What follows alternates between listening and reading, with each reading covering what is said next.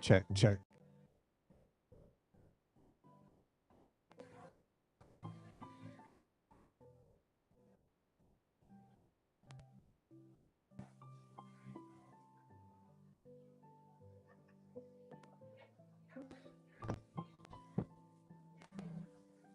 Rappy?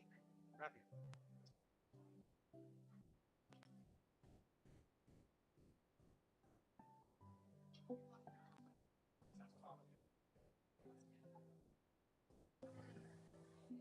Go there.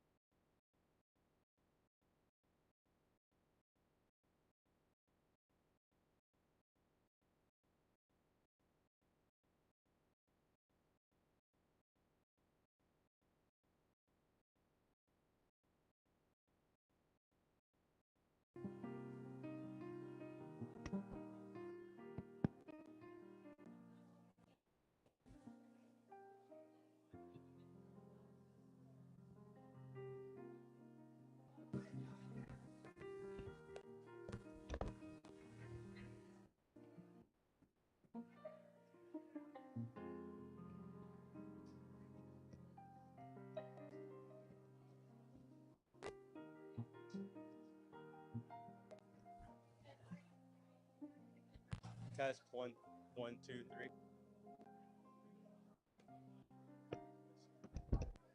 Test one, two, three. Test, test.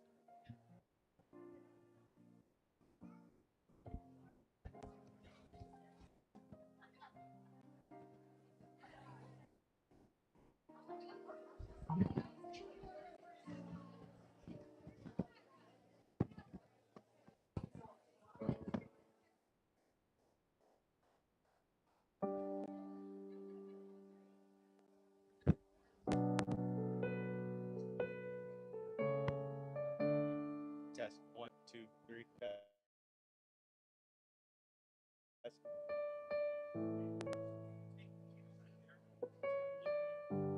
Yeah, for sure. Let's try.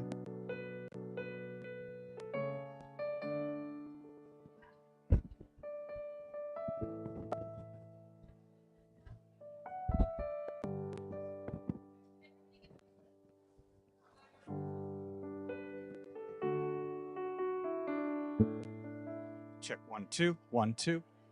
Check one, two.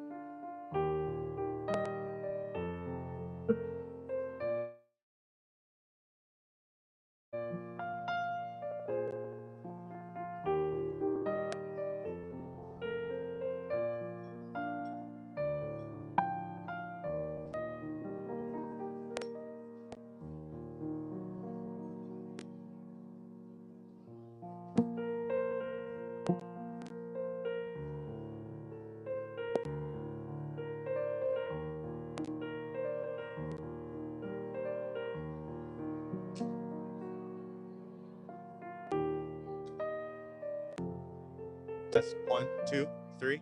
Test, test, test. Test 1, 2, 3. Test. Test 1, 2, 3, 4.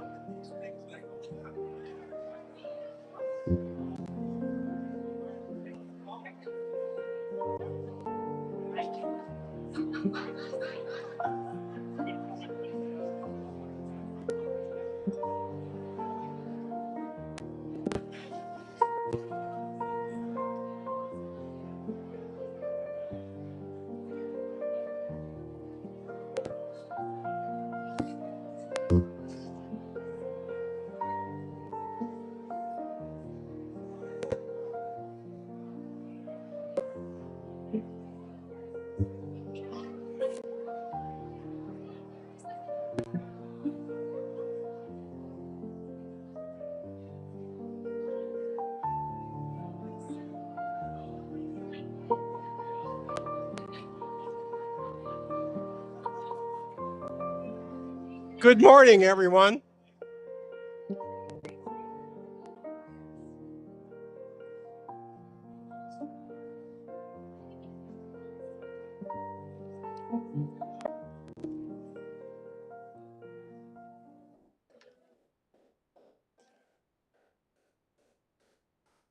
That text is reminding me to turn my phone off. Because if I don't, they will keep coming in, right? So wonderful to see you all this morning. I'm Tom Hartman, Barbara's younger brother. That's not true. The younger brother is online, and hopefully he can see us.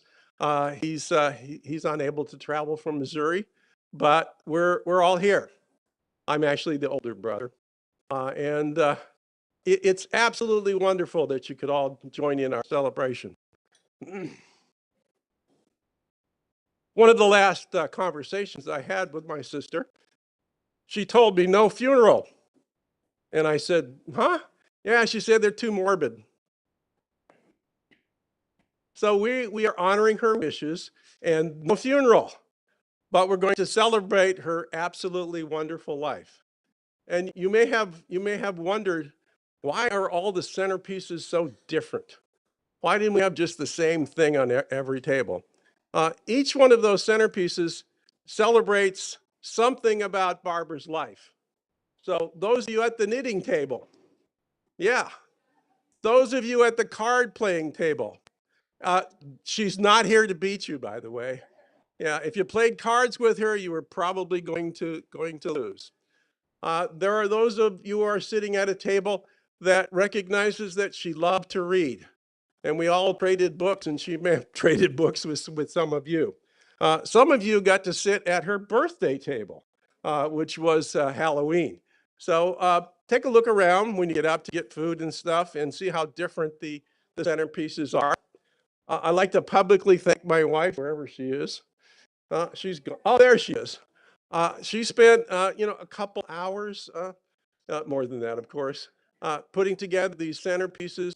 And we'll talk more about what some of them have with them. You may notice they've got stuff. They don't just have the circle and the flowers, but they have stuff. And that stuff is Barbara's. And we'll talk about what we're going to do with it later. So this morning, we're going to have a party. Barbara would be overwhelmed to be here today, but she's with us. And we're going to first start with a video. And I'm going to warn you, because I've looked at it.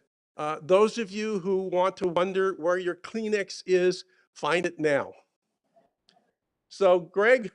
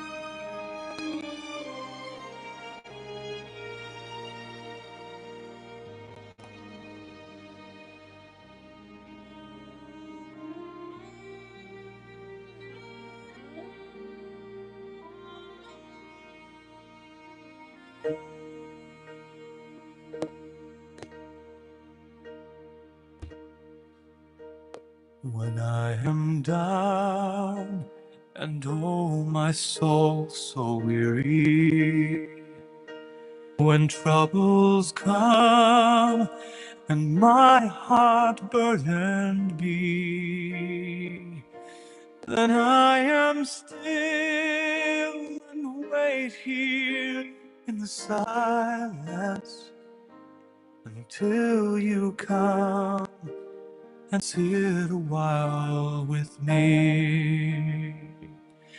You raise me up so I can stand on mountains. You raise me up to walk on stormy seas. I am strong when I am on your shoulders. Raise me up to more than I can be. You raise me up so I can stand on mountains. You raise me up to walk on stormy seas. I am strong when I Your shoulders raise me up to more than I can be. I am strong when I am on your shoulders. You raise me up to more than I can be.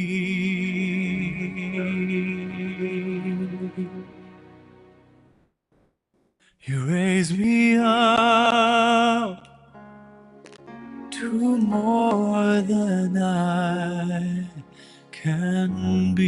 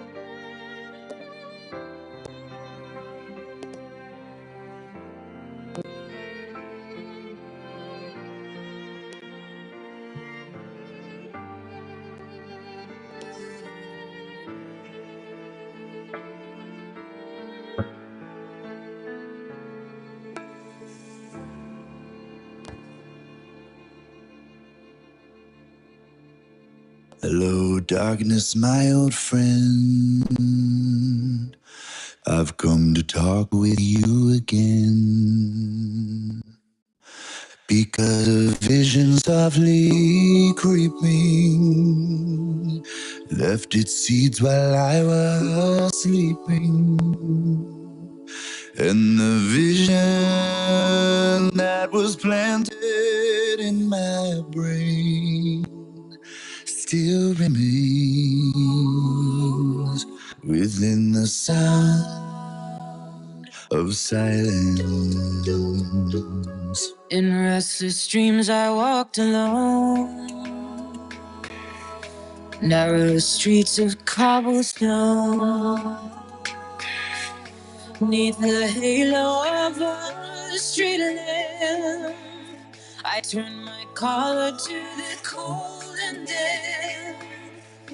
When my eyes were stabbed by the flash of a neon light that split the night and touched the sound of silence. In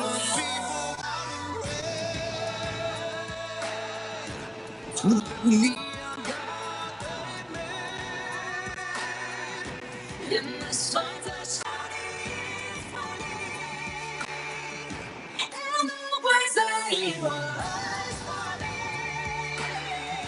And the sign said the words of the prophets are in the subway walls and turned home and whispered in the sun. excited. The sun will come out tomorrow. Bet your bottom dollar that tomorrow there'll be sun. Just thinking about tomorrow clears away the cobwebs and the sorrow, so there's none. And I'm stuck with a day that's gray and lonely. I just stick out my chin and grin and say, oh, the sun will come tomorrow, so you gotta hang on till tomorrow. Come what may, tomorrow I love you. Tomorrow you're always a day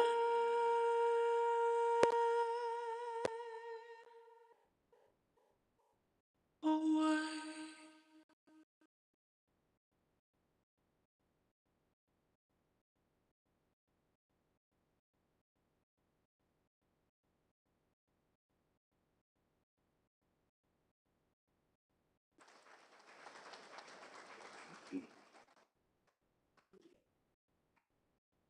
Thank you, Greg. So what you saw was various phases of Barbara's life. And some of you saw your own pictures, hopefully. It was a lot of pictures to go through. And of course, rather than having you here for 3 hours, we did some selections. So thank you very much. There are some people who need to say a few words. Not only need to, want to say a few words about Barbara and her wonderful life, loved by her friends and family. So Marilyn, you get to be first. I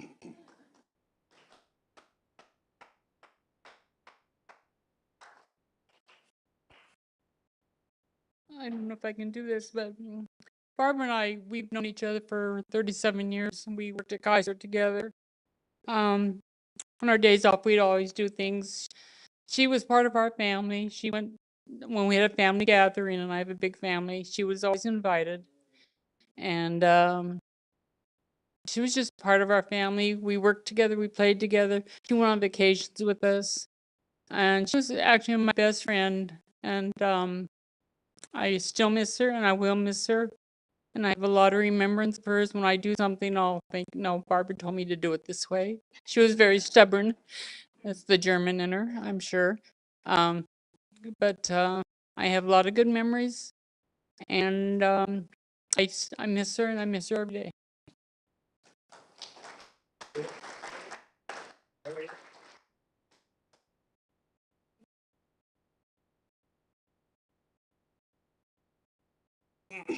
And now, representing part of Barbara's work life, Donna.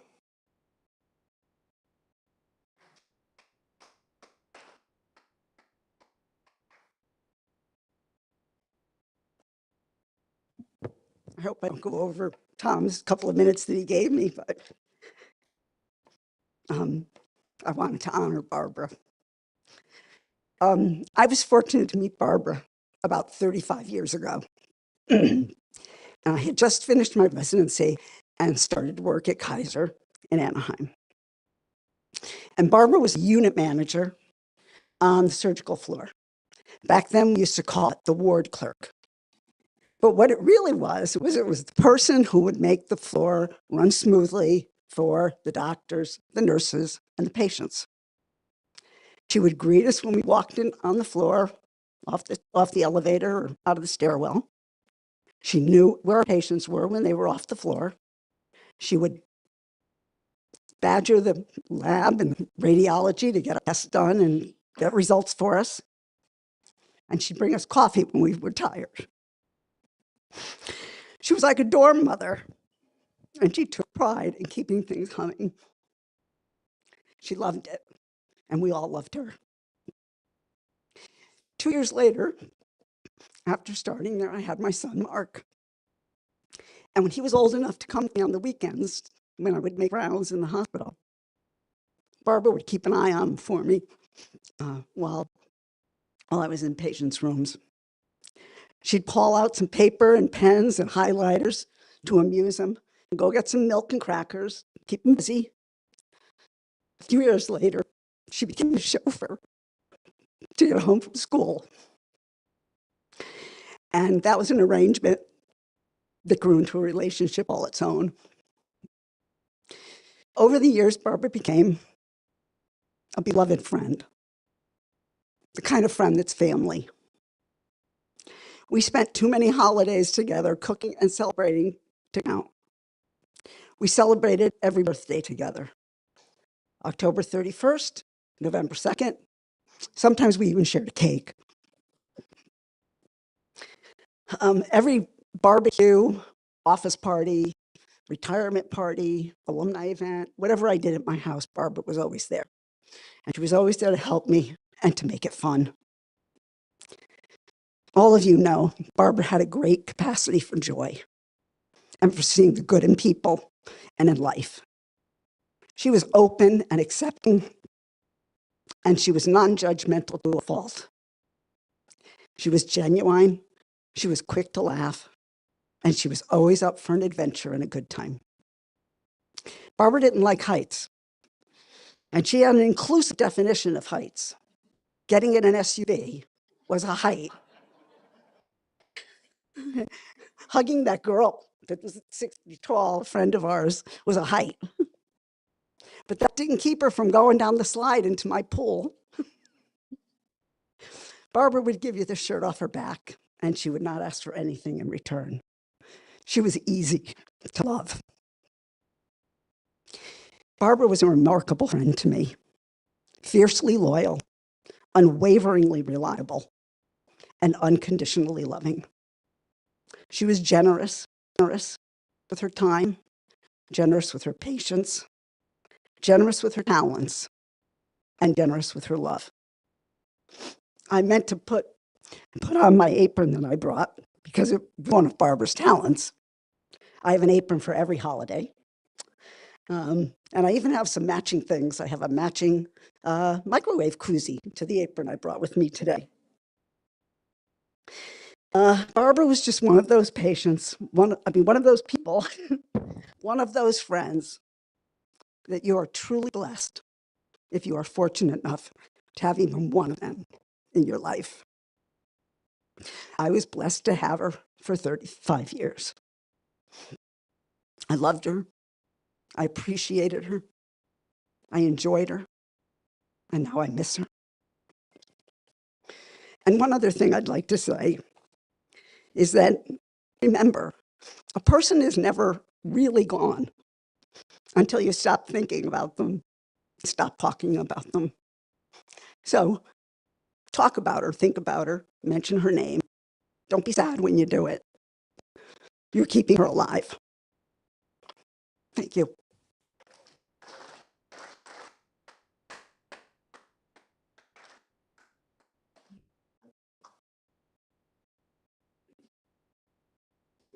And now someone who you've already met, in the words of Donna, Mark, the son who was that little guy playing around the ward, right? Come on up.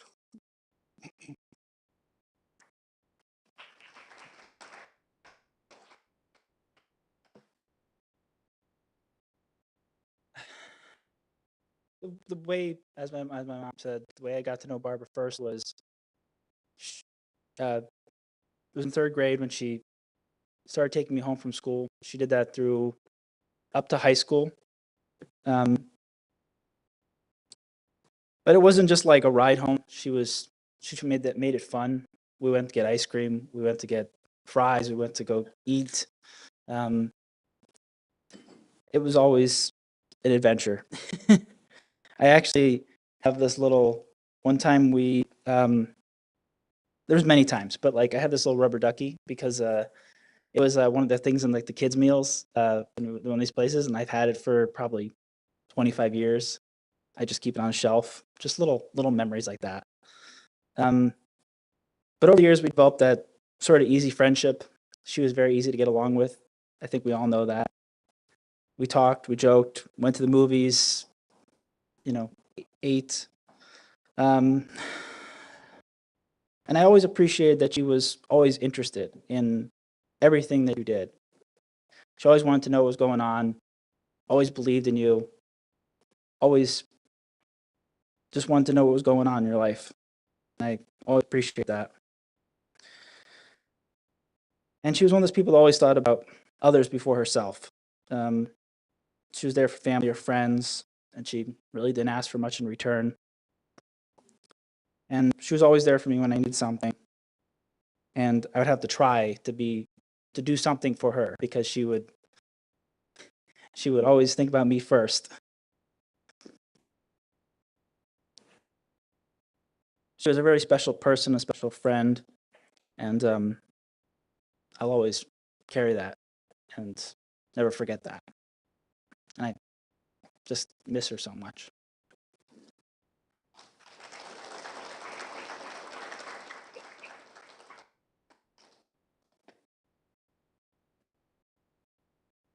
And now representing another part of Barbara's life, the Women's Club, and there are a number of you here today. Thank you. But there was a special group that got together, I think sometimes on a weekly basis, to have Barbara beat them at canasta. So the story goes is my sister and I were taught to play canasta by our grandmother, who was born in Ireland. You saw the Irish theme here. I've never been to Ireland. My sister got to go, and it's on my list, of course. But my grandmother always insisted we play with 2 decks. And, at that age, remembering 1 deck was hard enough for me, but 2. So that's where she learned to play canasta. So Claudia, where are you? There you are. Come on up.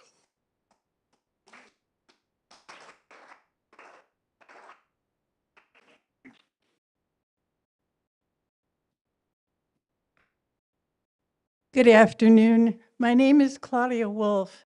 I first met Barbara at a Red Hat meeting, if you remember that group, and that was at the Tustin Senior Center. I walked in and there was only 1 seat left at the table, and it was next to a woman I had never met before. But I sat down, and when the meeting was over, she introduced herself and said, "I'm Barbara Shoemaker." We talked for over an hour and we talked about many things. And she decided she didn't like this group and would probably never come again. I told her that I belonged to another group that she might like, and it was called the Tustin Area Women's Club. And if she would like to come check it out, I would treat her as a luncheon meeting. I picked her up at her house, and after the meeting, she was very happy with the group and said she'd like to come again. That started her love affair with talk. That is what is called the Tustin Area Women's Club. But back to the talk that we had after the Red Hat meeting, Barbara asked me if I played cards. And I said yes, and she was delighted to know that my favorite game was canasta. She asked if I would substitute occasionally for the group that she belonged to, as one of the members was getting quite old, 100, and couldn't come every week. I said yes, and that started my card playing with Barbara. We played on Wednesday at the senior center, but soon that day had to change as talk met on Wednesday and she didn't want to miss the meeting. When the senior center decided to use the card playing room for another purpose, our card playing was switched to the players' houses. And the players changed frequently as people began to retire and made other living arrangements, but we still continued to play every Friday at 1 o'clock. Barbara became very involved with talk projects. She was always the first volunteer for a new project, and she was thoroughly delighted when Talk decided to work with the Tustin Boys and Girls Club. She chose a project and a Talk member to I'm losing my place here, to help her. So Sherry Nuzzo and Barbara taught the children how to crochet. It didn't make any difference if you were older, younger, girl, or boy. They would always be waiting for Barbara and Sherry. Barbara loved it. When Halloween came, there was Barbara ready to help with whatever she could. At this time on Friday at 1 p.m., the card club was ready to play.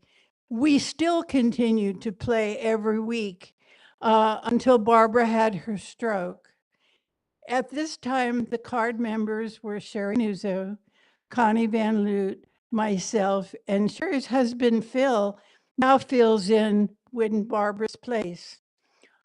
Also, Clara Ford is there, and she doesn't play cards, but she wanted to talk and keep current. Connie found out that Barbara liked chocolate cake and chocolate cookies. So when the card club visited Barbara at her board and care home after her stroke, Connie brought her chocolate cake. We all sat around the table and Barbara would eat her cake. But when she could no longer feed herself, Sherry would sit next to her and feed Barbara. Barbara loved every bit of that chocolate cake.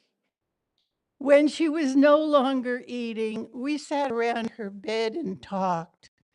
Clara always sat right next to the bed and held Barbara's hand.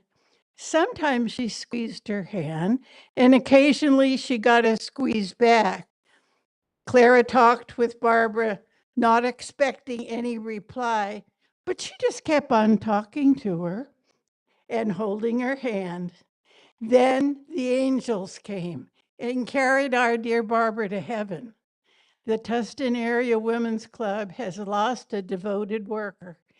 The Card Club has lost a fantastic player who knew all the rules and made sure you knew them too. And I have lost a dear friend. God bless you, Barbara. We miss you.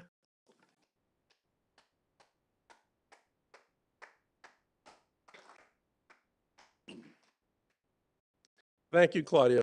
Those of you who did visit Barbara, like was just mentioned in the last months of her life, when I would show up a day or two later, guess what she would always tell me about? Who was there? Very important to her. Thank you. And now representing the granddaughters, and there's more than one, but we only picked one, of course. So Sarah, would you like to say a few words about your grandmother?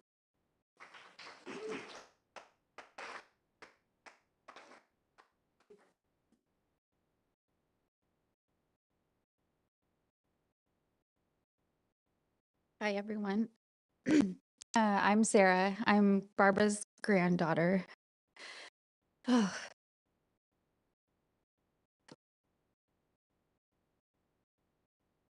my mom said that I can take all the time I want, so you guys can hang out. Oh.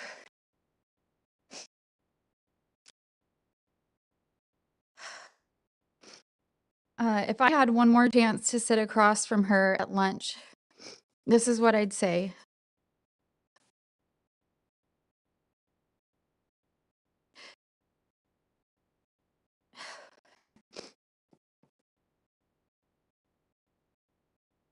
Graham, this is my love letter to your soul.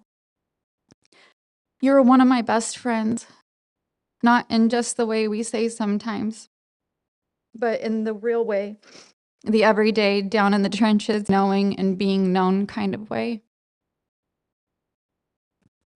You were there when I needed comfort. You were who I called when I needed to feel like myself again. We had a rhythm, the two of us, week after week, sharing meals at Tutti Fresca, swapping stories. I begged you to tell me everything about your life, and you did it without hesitation. Sometimes we laughed so hard we cried, and sometimes we just sat in silence, and even that was enough. You made space for me to be exactly who I was. No fixing, no judgment, just love. You showed up for the ordinary and gifted me with a lifetime of memories. During COVID, when everything felt scary and uncertain, the boys and I would drop off groceries at your door. We'd wave through the glass and shout, "I love you," through masks. We wanted so badly to hold you, but loving you meant protecting you. And even when we couldn't be close, your love found its way to us. You poured so much joy into my life, into all of our lives. You loved decorating my house for Halloween because it was your birthday party. And you loved to celebrate Christmas. You'd bring over bins full of pumpkins and snowflakes and sparkle. You'd walk through my front door already dreaming up where the garland should go. The boys would light up when they saw you, and you'd light up right back because you weren't just decorating a house, you were building joy.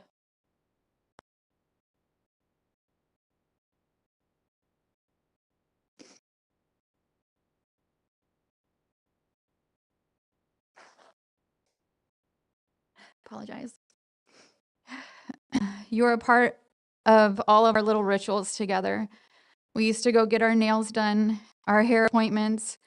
Sometimes you'd come over and we'd dye your hair in the kitchen with towels wrapped around your shoulders and dye all over the counters. Both of us laughing like it was the best kind of mess that my husband had to clean up.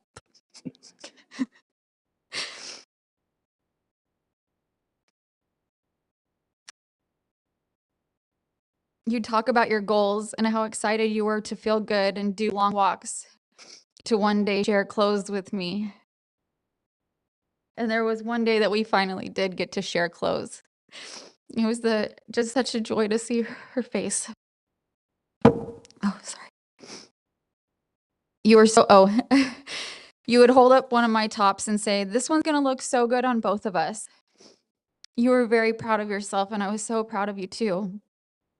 You made me feel like your partner in everything, and you were so funny. More than once, you looked at my husband Levi straight in the eye and said, "If you ever hurt her, your ass is grass and I'm the lawnmower." And you weren't joking. More than once, very many times. And that was you, protective, loyal, unapologetically fierce. But the thing I carry deepest is your bravery. When you were just a girl, you gave birth to my dad. And you had to make the most heartbreaking decision of your life to place him up for adoption, not because you didn't love him, but because you loved him more than anything.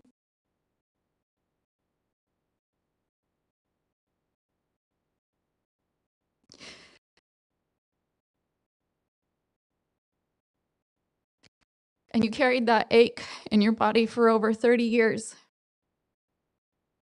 And then love brought him back to you. And I will never forget your face when you held him again. Something ancient and sacred happened in that moment, and you looked whole. Years later, we sat together, just you and me, watching Sterling, Grayson, Maddie, and Ruby playing together, your great grandbabies. And I looked at you and said, "Do you realize the gift that you've given to us? Your decision all those years ago, it created an entire line of people, and we're here because of you." Your eyes welled up, those beautiful, bright blue eyes, and I saw it hit you, the truth of it, the weight of it, the love, the legacy. I looked at you and said, thank you. And you didn't need to say anything back. You just held my hand. That was your way. You didn't need big speeches. You were the big speech. And now there's a silence where you used to be. A space I don't quite know how to fill. Because you were a part of everything. You were a part of my home, my motherhood, my memories, my holidays, my heart. But I do know this much. You're not gone. You're just everywhere now. You're in the wild laughter of my sons, and the shimmer of Christmas lights, and the scent of hair dye in the kitchen, and the way that I love people, loudly, loyally, and with everything that I have, because that's what you gave me. And that's what you taught me. You showed up for me my entire life, well, from 12 and up, but and now I'll carry you for the rest of mine. So thank you for sharing all of your stories with me, your bravery, your glitter, and your grit, for every moment you gave me and every version of me that you loved. You were and are one of the great loves of my life. This is my love letter to your soul. I hope you hear it, and I hope you feel every word. And I hope you know how much I love you, how much we will remember you, and how much you're endlessly loved.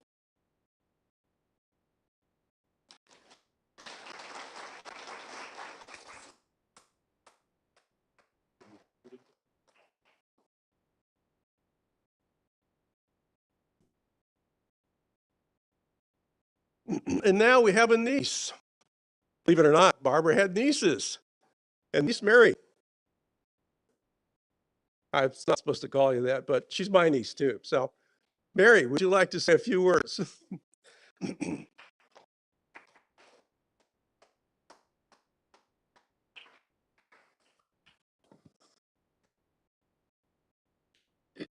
I too will probably have a hard time getting through, but we will get through it.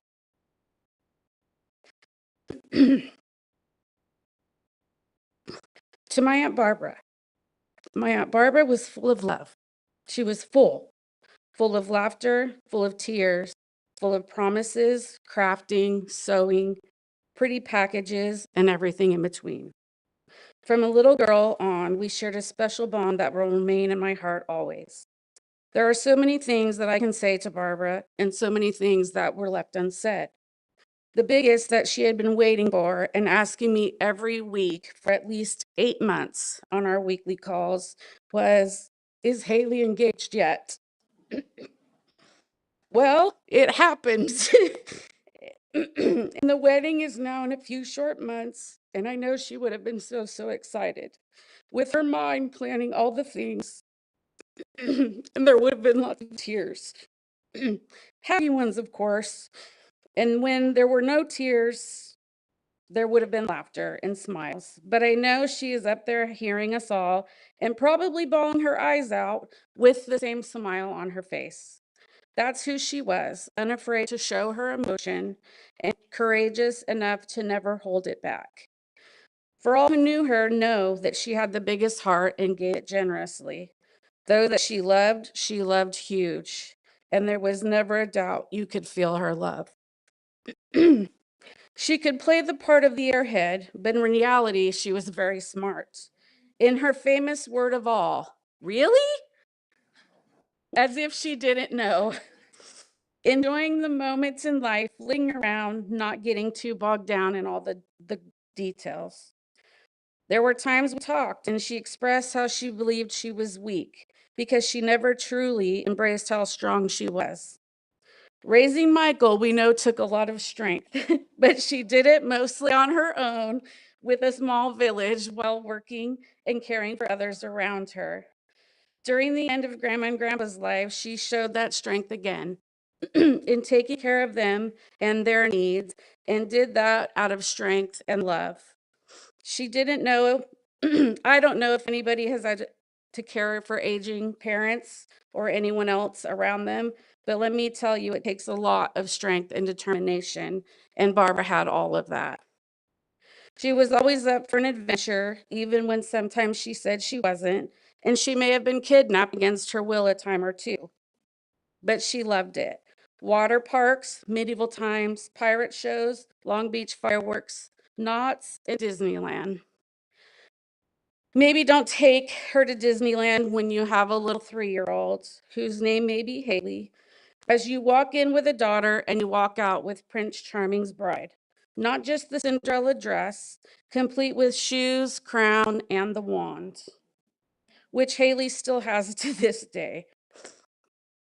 And we asked her, "Why did you do that?" She said, "Because I had to." Let's not forget about LA Zoo trips, Thanksgiving Day movies, because someone was working and we had to wait for dinner. And definitely, let's not forget SeaWorld. I know Dan won't. Dan's first road trip with Barbara was a road trip with the 3 of us.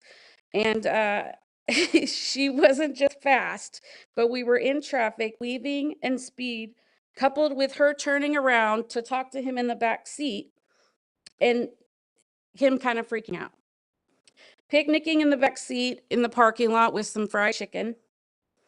Uh, one of our favorite outings that we never missed was the visit to the little Italian restaurant down the road from her place in Orange. It didn't look like much, but it was really the best place to eat. Our favorite adventure of all, and probably the most memorable, the most recent, was having her fly all the way out to Missouri for the week, all by herself, thinking she wasn't going to be able to do it, and then calling our little town the Podunk town in the middle of nowhere.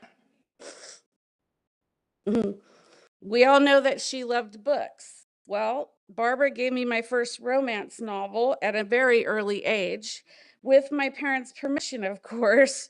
But from that moment on, I was hooked with reading, and we book swapped many, many bags of books back and forth. There are memories and stories that we will now have to be carried on by others that we have heard a few thousand times, including Michael's favorite, the Me Michael story, which I vow to carry on. My forever worry warts, I will carry you in my heart always. Love you bunches.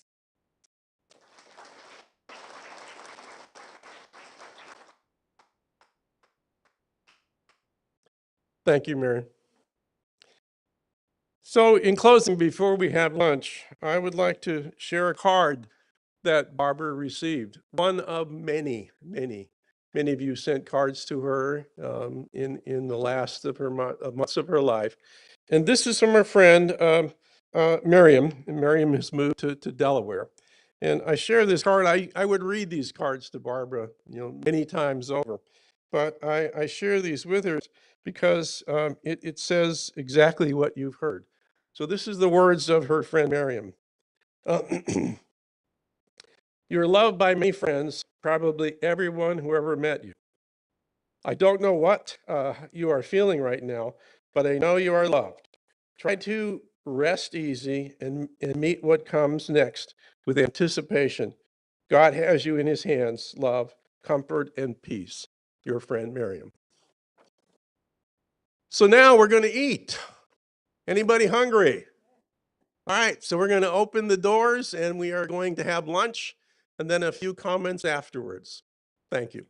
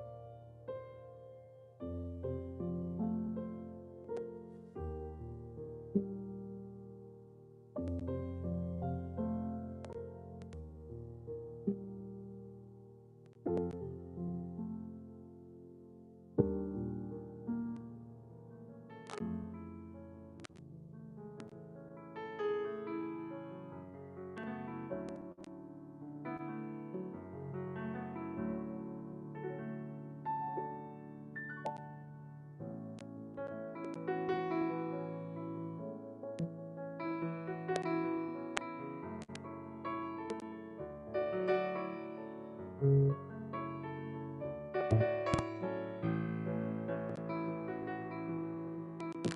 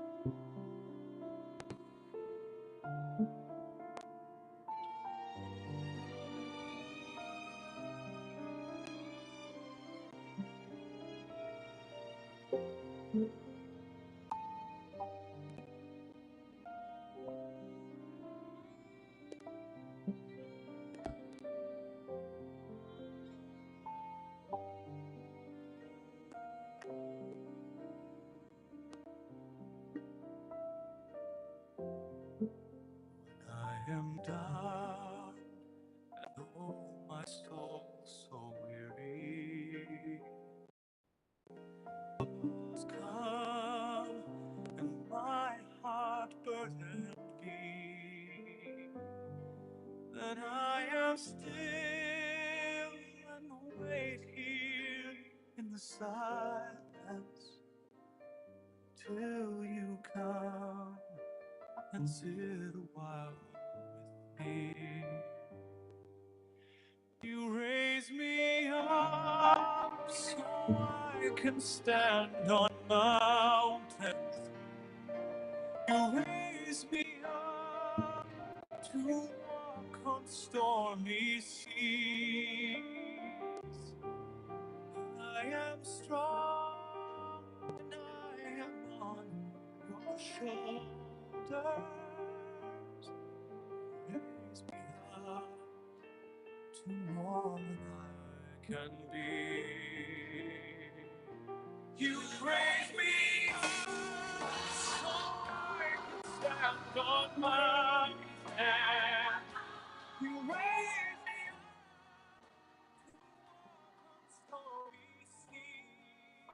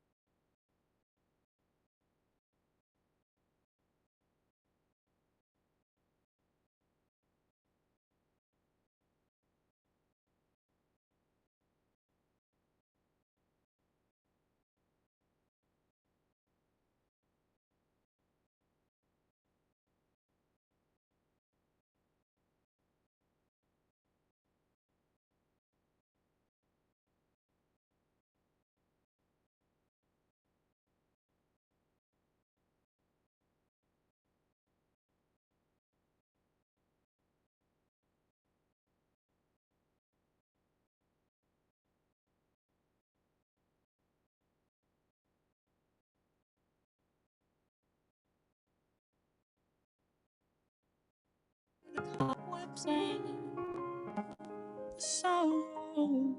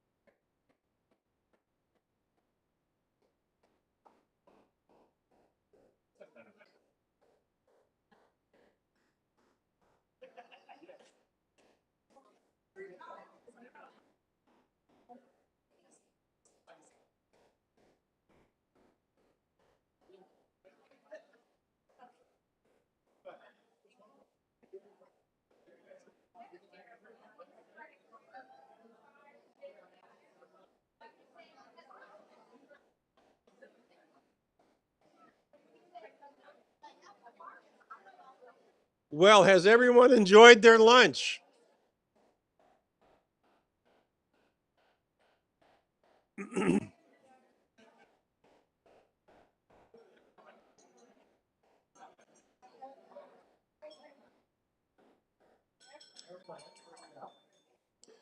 Did anyone not get dessert?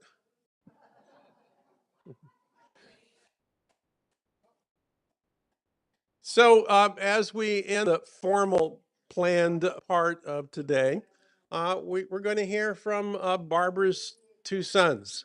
So if Michael and Greg would join me, and you guys can pick who's goes first.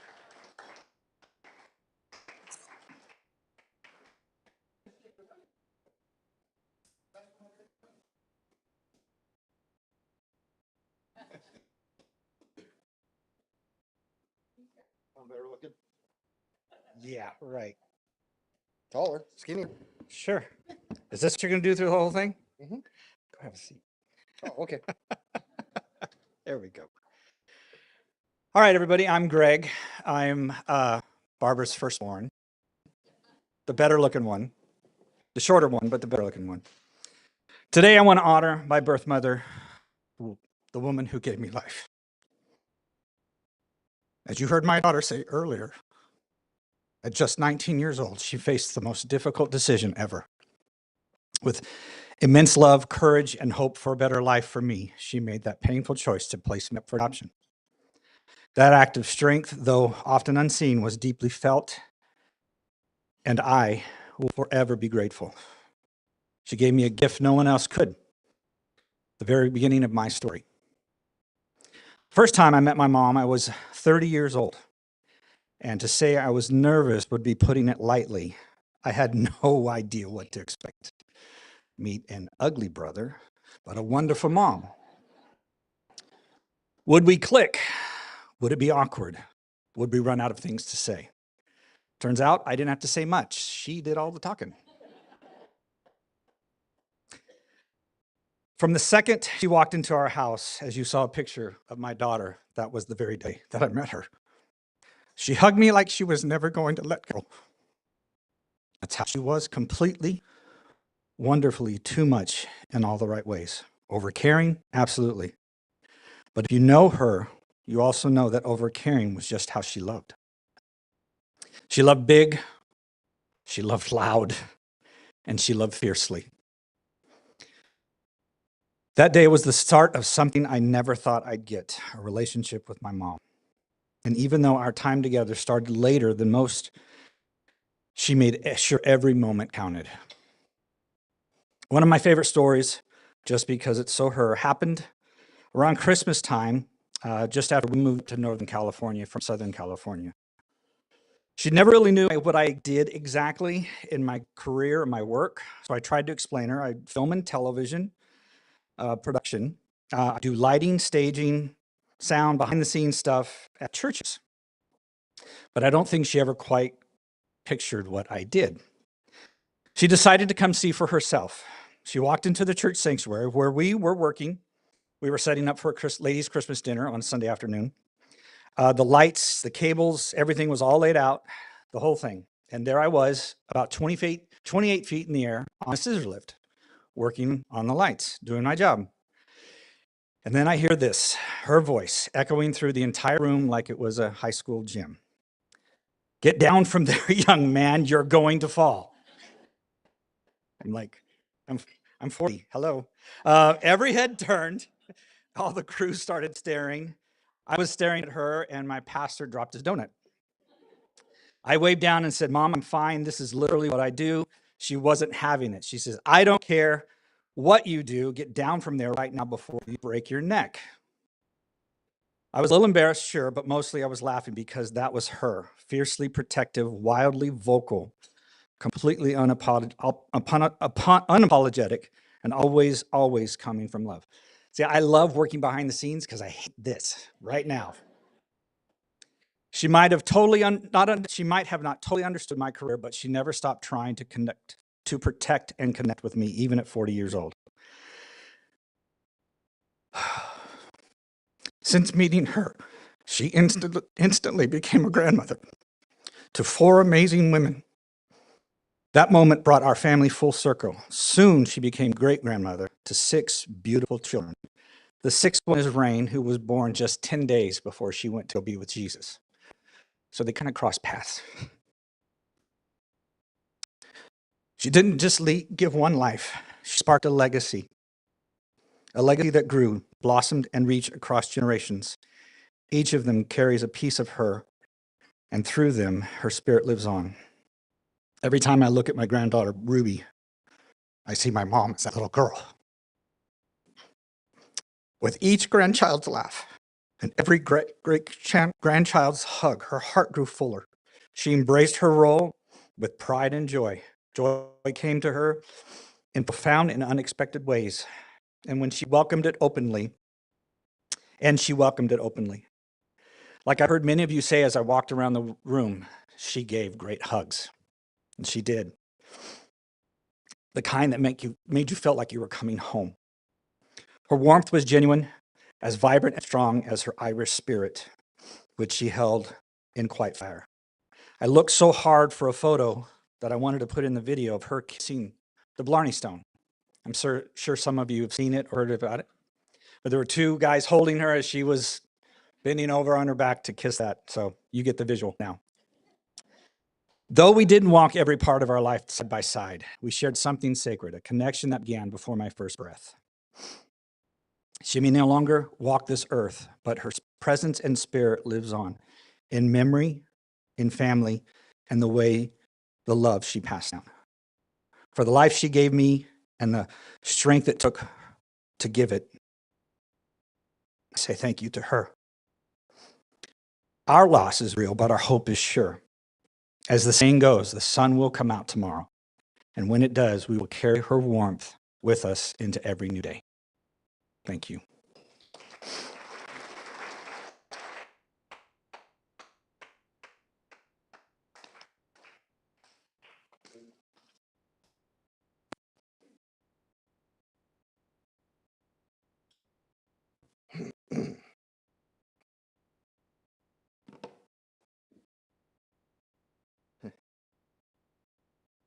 I had something written down here, and if I go on a tangent completely, I'm gonna apologize now. First, thank you all for being here. It means a lot to me to see people that were a part of her life and touched her in a lot of ways. But basically, what more can I really say about my mother that hasn't already been said? And so I'm going to say this to all of you. My mother was the definition of unconditional love. She loved each and every one of you in this room and many more who are not able to be with us today. In return, you all gave her your love, which is all she needed in life. To me, that makes a special person, and she was a special person.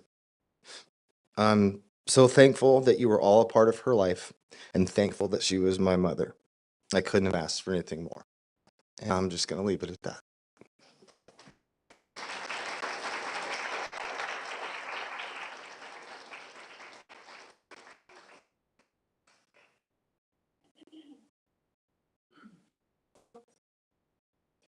Now, I mentioned the centerpieces earlier.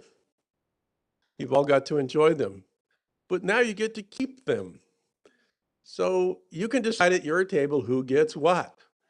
And I'm not going to say the oldest, the youngest, the person who has the closest birthday to Barbara. You can work it out at your tables. The stuff that you see there, it was all made or part of her collection. So the knickknacks over here, they're yours. Please take them with you. And someone take flowers. I carried them in once. I don't want to carry them out twice. So decide who gets the flowers. And if you need a box, I've got some. So let me know if you need a box, and we can go from there. There is a remembrance table over here.